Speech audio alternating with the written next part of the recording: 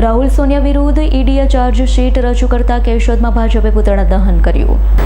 National Herald કેસમાં સોનિયા અને રાહુલ ગાંધીના નામે ચાર્જશીટમાં દાખલ કરવામાં આવતા સમગ્ર દેશનું રાજકારણ ગરમાયું છે.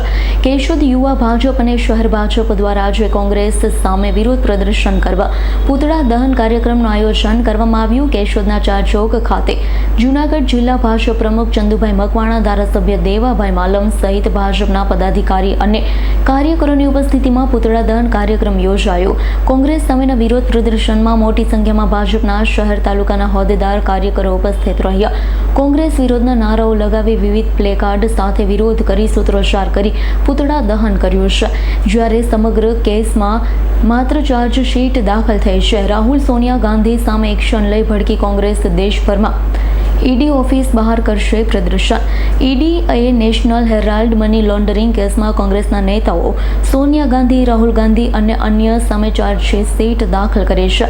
કોંગ્રેસ દેશભરમાં ઈડીની ઓફિસની બહાર વિરોધ પ્રદર્શન કરશે. કેન્દ્રીય તપાસ એજન્સી ઈડીએ અત્યાર સુધીમાં એસોસિએટેડ જનરલ્સ લિમિટેડ અને યંગ ઇન્ડિયાની લગભગ 751.9 કરોડ રૂપિયાની મિલકતો જપ્ત કરી છે. આરોપ છે કે કરોડો રૂપિયાની મિલકત ગુનામાંથી મળેલા પૈસામાંથી ખરીદવામાં આવી હતી. ઈડીએ દિલ્હી, મુંબઈ અને લખનૌમાં PMLA હેઠળ આ જપ્તીની કાર્યવાહી હાથ ધરી છે. લોકસભામાં વિરોધ પક્ષના નેતા રાહુલ ગાંધીના ગુજરાત પ્રવાસ બાદ ઈડી દ્વારા ચાર્જશીટ દાખલ કરવામાં આવતા ભાજપ કોંગ્રેસ મતદારો વચ્ચે પહોંચી વિરોધ પ્રદર્શન કરી રહ્યા છે. કેશોદ પોલીસ દ્વારા ભાજપના હોદ્દેદાર પદાધિકારીઓને અટકાયત કરી છોડી દેવામાં આવ્યા હતા.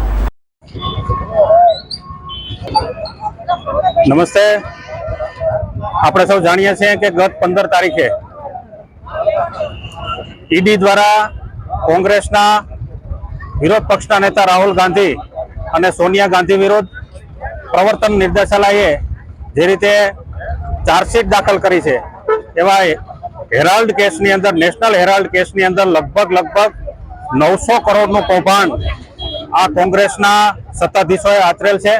જેની લાંબા સમયની લડત ડોક્ટર સુબ્રમણ્યમ સ્વામીએ લડીને કોર્ટની અંદર ચાર્જશીટ દાખલ કરી છે અને પૂરા દેશની અંદર 900 કરોડથી પણ વધારે ભ્રષ્ટાચાર કરીને આ કોંગ્રેસીઓએ પોતાની માનસિકતા દર્શાવી છે.